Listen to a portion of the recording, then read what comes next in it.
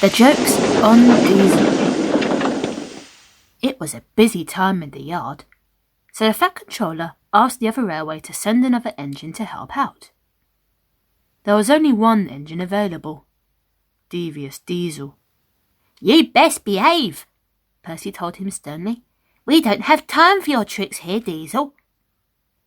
Diesel smirked and ignored Percy. He had plenty of tricks in mind for his visit. As Thomas was waiting to take Annie and Clarabelle out, Diesel sidled up alongside. "The Fat Controller says you have to wait, Thomas. You're not to run your train until the special crate arrives."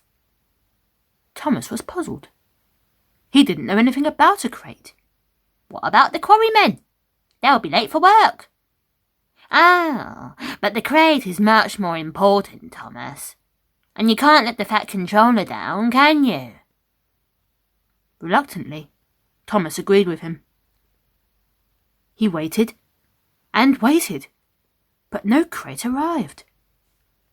At last, the Fat Controller arrived. "Thomas, why are you still here? The quarrymen are waiting to start work." "But Diesel told me I was to wait for a crate," Thomas protested. "I did not," said Diesel, feigning innocence. "I was wondering why you were idling around here." Thomas was furious. He wanted to argue, but he remembered the quarrymen and hurried away at once to fetch them.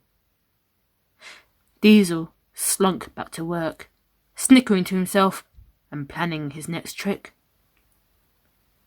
He found Gordon getting ready to take the express. "Don't rush, Gordon. The express can't leave until the special passenger arrives." Gordon was curious. "What special passenger?" "Oh, it's a secret," said Diesel. "They're running a bit late, but it's very important they catch the express." So Gordon backed down onto the coaches and waited. The guard blew his whistle, waved his green flag, but Gordon refused to leave the station. His driver and fireman argued with him and tried to urge him to start. "Come on, Gordon. We can't sit here all day." "We have to," said Gordon grandly. "We can't leave without the special passenger." "What special passenger?" demanded the Fat Controller.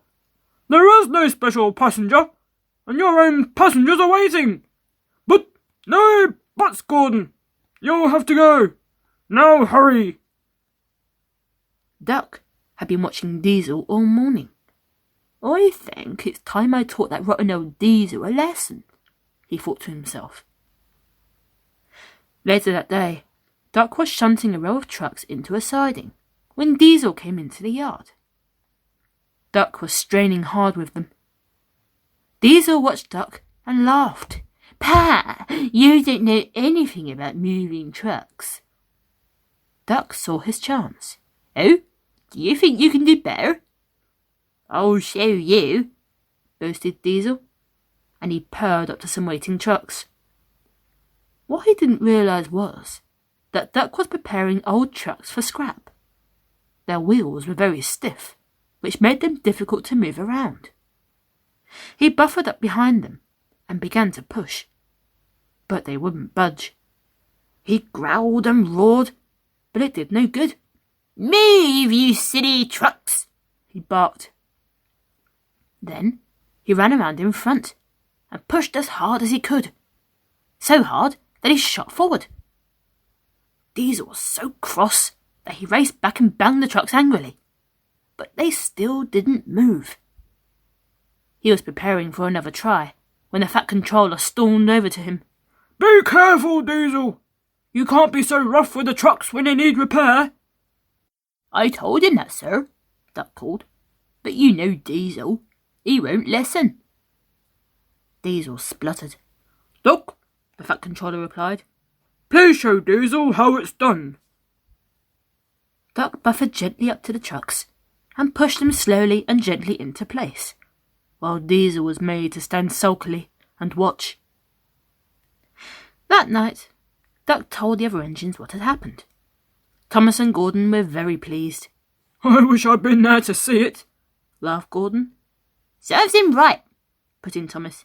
I'll bet Diesel doesn't think trucks are so funny now.